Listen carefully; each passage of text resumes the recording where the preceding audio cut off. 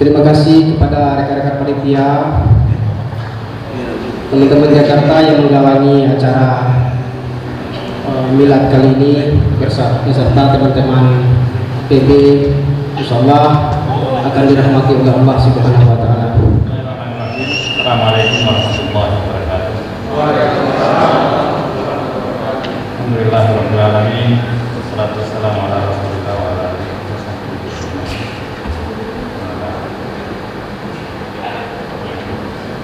Bang Emily yang saya hormati, ada juga Pak Udet, Pak Safiuddin, Pak Yusuf Hidayah. Depan-depannya kita, depan. Ini disuruh menyampaikan sambutan yang pertama dan sekaligus membuka acara. Tentunya kalau kita sebagai pembicara yang pertama bisa memiliki waktu yang banyak bicara. Apalagi tidak semua pembicara pada kesempatan ini bisa hadir. Ada Pak Naomi dari depan. Banyak bicara yang sudah siap. Tidak terasa tadi saya bincang-bincang sama Pak Safiuddin bahwa MPO itu tahun ini sudah tahun ke-35 dan buku yang ada di launching ini melekas menunjukkan aktivitas penjualannya ini dalam rangka 35 tahun MPO dan 74 tahun kita berHMI. Saya kira HMI yang sudah ikut bergumul dengan berbagai dinamika yang membentuk Indonesia seperti pada hari ini. Menatap wajah Indonesia kita ada banyak peran kader HMI yang terukir di sana. Juga ada banyak hal yang belum dan saya kira harus kita tunaikan untuk menjawab tantangan kontemporer.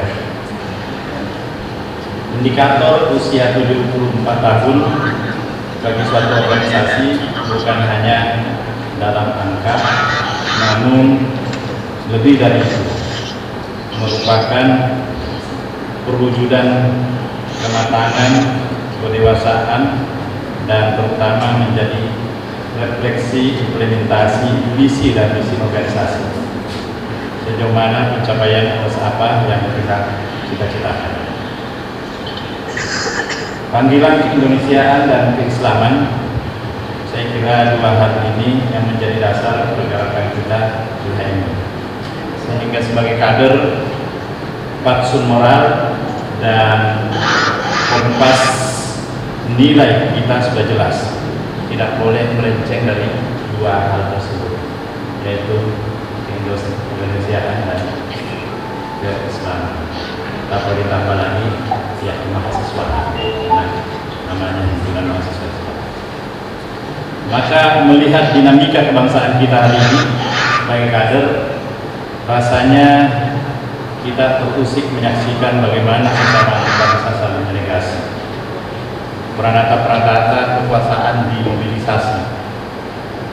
Demikian pula kehidupan sosial masyarakat diusik untuk saling membenturkan satu sama lain. Sementara energi kita tersedot oleh bangunan kehidupan sosial politik yang cenderung kurang sehat. Pada saat yang sama, sumber daya kita sebagai bangsa besar terkuras di arena pertarungan kepentingan ekonomi politik global. Kita prihatin dalam aspek kehidupan politik, indeks demokrasi bangsa Indonesia menduduki urutan ke-64 dari 167 negara. Jika kita bandingkan dengan negara jiran kita, Malaysia yang selama ini kita sebut sebagai banyak belajar dari kita, belajar dalam semua hal, bahkan bukan hanya belajar dalam hal demokrasi, tapi dia berada di urutan ke-43, jauh melampaui kita. Saya kira ini adalah suatu masalah mendasar yang kita Jadi riak-riak yang kita saksikan dalam ruang-ruang publik, khususnya dalam masalah politik, tidak menjadi sesuatu yang positif, bahkan lebih banyak yang menjadi negatifnya. Saudara sekalian, artinya kebisingan yang mengisi ruang politik kita dalam beberapa tahun belakangan ini bukan merupakan pertanda yang positif, bukan indikasi kehidupan demokrasi yang sehat. Sebaliknya, kehidupan demokrasi kita dalam ancaman. Perkembangan mencemaskan yang mencuat dalam sebulan terakhir adalah wacana penundaan pilkada yang mestinya dijalankan tahun 2022 dan tahun 2023. Namun akan diundur dan digabungkan dalam pemilu legislatif dan pilpres pada tahun 2024. Saya menyoal ini dalam kapasitas saya sebagai anggota Dewan Perwakilan Daerah. Kita tahu bahwa pada tahun 2022 ada 101 daerah yang semestinya menggelar pilkada, berganti memimpin daerah yang memang diamanatkan bekerja dalam batas waktu 5 tahun. Ini proses kepemimpinan yang sirkuler. Sirkulasi kepemimpinan ini memiliki makna esensial dalam kehidupan demokrasi. Ada hak politik 5 tahunan rakyat di situ, sehingga proses tersebut tidak boleh diganti dengan penunjukan pejabat kepala daerah untuk masa tertentu yang penunjukannya dilakukan secara vertikal. Karena menunda berarti merenggut hak rakyat, mencederai sirkulasi demokrasi. Belum lagi munculnya dampak lain yang juga bersifat destruktif terhadap demokrasi, yaitu mengancam sustenabilitas parpol. Partai yang tidak bisa mengajukan calon presiden akan didera kekalahan di daerah-daerah. Sebaliknya, parpol yang bisa mengusung presiden akan dengan mudah memenangkan kontestasi. Sokongan sumber daya dan logistik akan berkumpul di sana. Parpol besar menuai keuntungan, sementara parpol papan tengah terancam semakin kerdil. Apalagi parpol yang papan bawah, terlebih lagi parpol yang baru mengurus pembentukan partainya. Makanya HMI, kalau ingin masuk partai harus pandai-pandai melihat ini juga. Atau memang dia secara tegas berjuang dari awal membentuk satu partai baru yang bisa mengemban amanah rakyat. Dalam terminologi politik, hal ini tidak bisa diterima sebagai dinamika yang natural karena sudah didesain sedemikian rupa, sehingga dinamika politik seperti ini perlu kita respon untuk menyelamatkan kehidupan demokrasi Indonesia. Ini tugas dan tantangan Ketua PBHI yang baru, dan saya kira sudah menunjukkan prestasi yang luar biasa. Hampir setiap kali saya berkomunikasi, ternyata beliau sedang sosialisasi untuk melakukan pemekaran cabang yang sekarang sudah mencapai lebih dari 60-an. Di kampung saya di Sulawesi Selatan, hampir setiap kabupaten sudah terbentuk, dan sebentar lagi mungkin setelah acara ini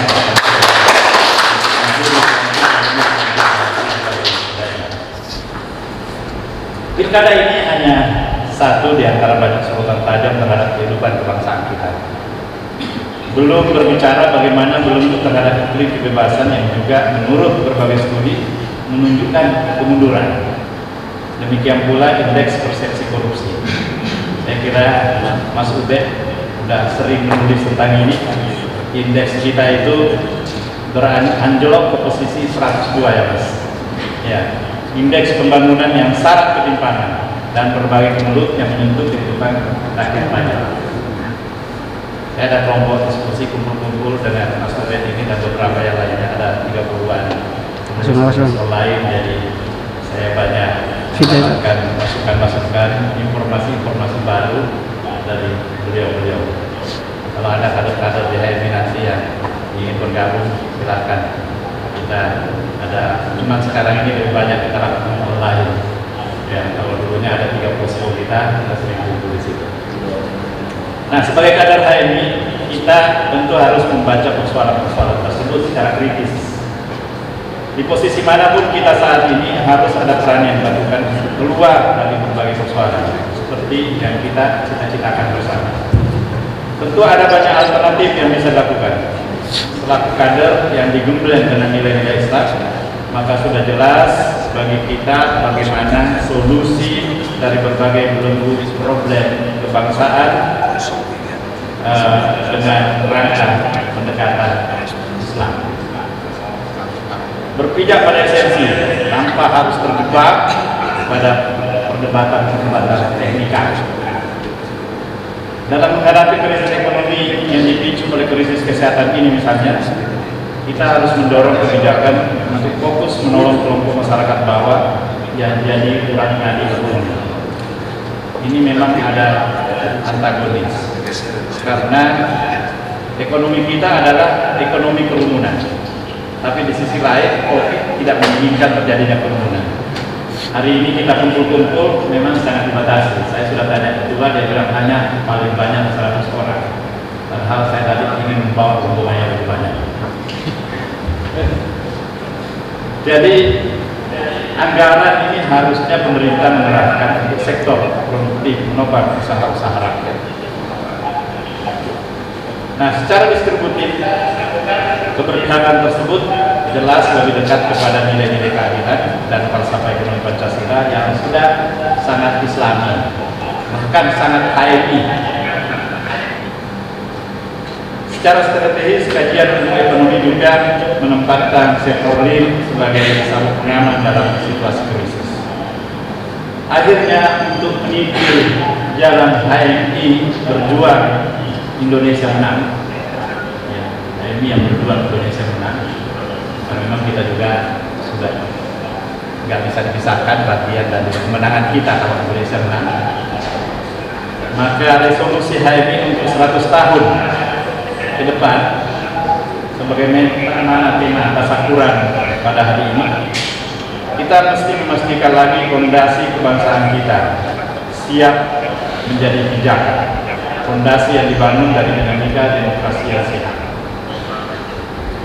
kehidupan ekonomi yang adil, tatanan sosial yang dinamis, pembangunan sumber daya insaniah, insan ulul albab, insan yang unggul dan berkebudayaan, insan yang akan berperan serta dalam mewujudkan berbagai prasyarat untuk meraih predikat negara menang, predikat negara maju, sejahtera, adil, makmur yang diridhai Allah Subhanahu wa taala. Saya kira terima kasih sekelumit masukan untuk kawan-kawan pengurus. Mudah-mudahan langkah ke depan semakin nyata, semakin konkret dalam mengantarkan HMI yang lebih berkemajuan. Saya ditugaskan untuk membuka acara ini, karena itu dengan ucapan Bismillahirrahmanirrahim, tasakuran Milad Himpunan Mahasiswa Islam 74 HMI berjuang Indonesia menang. Dengan ini saya katakan dibuka. Wabillahi taufiq. Untuk sebagai seremonial dalam acara Milad Himpunan Mahasiswa Islam ke-74 dengan tema HMI berjuang Indonesia.